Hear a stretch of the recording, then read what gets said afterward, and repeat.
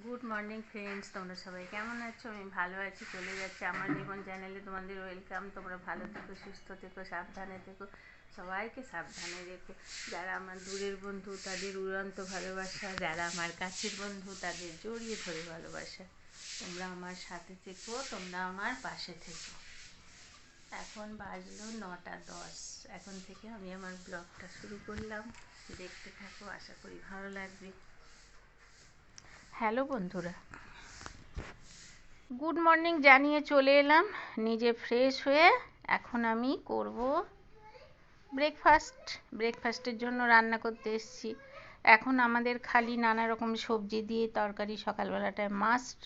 তার মধ্যে দিয়েছি ফুলকপি, তার মধ্যে দিয়েছি বিনস, তার মধ্যে দিয়েছি কুমড়ো, তার মধ্যে দিয়েছি বাঁধাকপি, তার মধ্যে দিয়েছি আলু, তার মধ্যে দিয়েছি মটরশুঁটি, তার মধ্যে দিয়েছি ক্যাপসিকাম। ভাবতে পারছো তরকারিটা যা খেতে হবে না, 5 ফোড়ন আর কাঁচা লঙ্কা চিড়ে, উফ, হ্যাভোব হ্যাভোব খেতে হবে। তো যাই হোক, ব্রেকফাস্টের জন্য তরকারিটা করে নিচ্ছি। করে নিয়ে আজকে তো স্যাটারডে, আজকে রান্নার তো জানো বাঙালি বাড়িতে কলাইয়ের ডাল আলু পোস্ত মাস্ট। যেহেতু এখন শীতকাল, আমাদের আর কলাইয়ের ডাল হবে না, হবে আমাদের মসুর ডাল। তো তার সঙ্গে হবে তোমার সয়াবিন দিয়ে, আলু দিয়ে, তারপরে ডাঁটা কেটেছি, ডাঁটা দিয়ে, সব কিছু দিয়ে পোস্ত।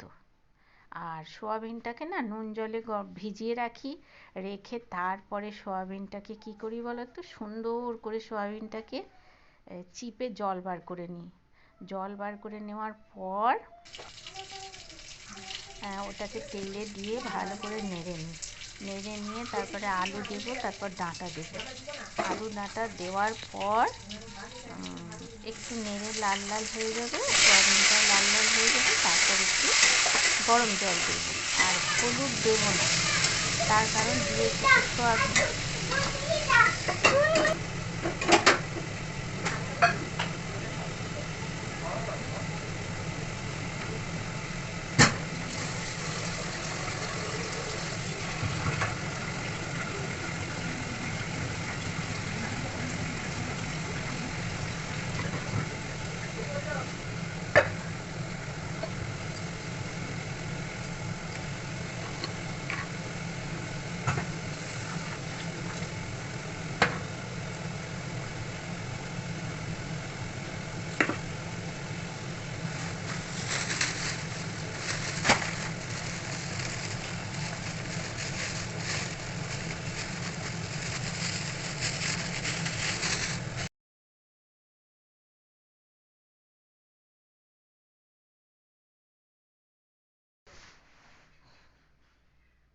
এখন আমি উচ্ছে আলুর চচ্চড়িটা চাপিয়ে নিচ্ছি।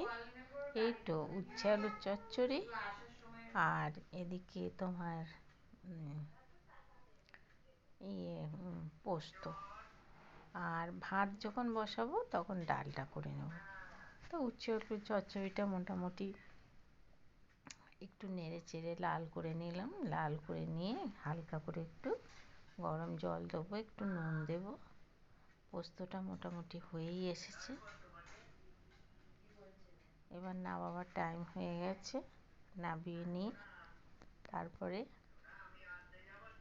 তোমাদেরকে দেখাবো। বুধবার যে বললো ওরা থাকবে না।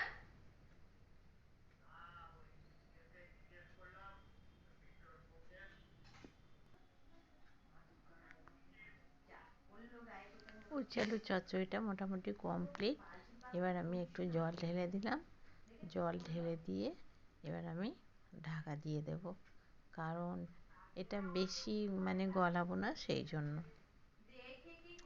তো একদিকে পোস্ত আর একদিকে উচ্ছে আলুর চচ্চড়ি চাপিয়ে দিলাম, আর ঢাকা দিয়ে অন্য কাজ সারা শুরু করব।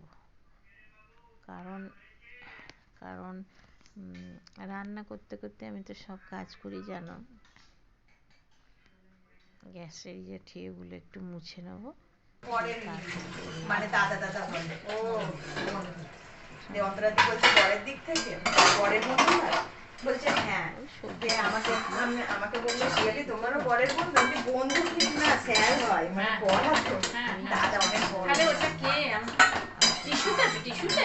না না, বরের পাপাই তো এইখানে কোচা দিতে পারে। তাহলে তো আর পিসির কেউ হবে টিস্যু বোধহয়। নিয়ে তো কথা বললাম, হ্যাঁ, টিস্যুর হ্যাঁ। ব্যাপারে তো কিছু বললো না। ও আচ্ছা, তাহলে পিসির কেউ হতে পারে। দিয়ে তারপরে মানে বরের দিক থেকে বললো, মানে বররা তো আলাদা আলাদা বলে। আচ্ছা। দিয়ে ওই এবার তো আমি তো আমাকে তো সুমন দিল বকুনি, বলে তোমাদের মেয়েদের তো এই স্বভাব, তুমি বলতে গেছো কেন ওখানে বিয়ে দিই তুমি আর এদিকে সেঁকে দিয়ে কি বলছে সাউন্ড কেটে দেবে তো? হ্যাঁ, তোমাকে তো আমি ওইটাই ঠোকা মারলাম। ভয়েস কল, সব আমি ভয়েস কল দিই একটু এখন। ভালো এখন লেগে আর থাকলে দিয়ে লাইক তো শেয়ার বলে কমেন্ট ফেলেছি করো, যে ওই বাবাইদা মাঝে ছড়িয়ে দিয়ে বন্ধ করে দাও, নাহলে প্রসার বলবো বেল আইকনটা টং করে হ্যাঁ। বাজিয়ে দিও। আশা করি ভালো লাগবে। আর এখানে দেখো পুজো সোনা গান চালিয়ে দিয়েছে ওর দাদু লেফটু, ও নাচছে। আর উনি ততক্ষণে বিছানায় শাক নিয়ে পুজো সোনা খেলছিল, তাই জন্য সব বিছানা ঝেড়ে উনি করেন বিছানা রোজ রাত্রিরে, তো বিছানাটা ক্লিন করে নিয়ে, ভীষণ পরিষ্কার মানুষ জানো তো, বিছানাটা পরিষ্কার করে নিয়ে উনি ক্লিন করে নিচ্ছেন। আর পুজো সোনা সেই ফাঁকে একটু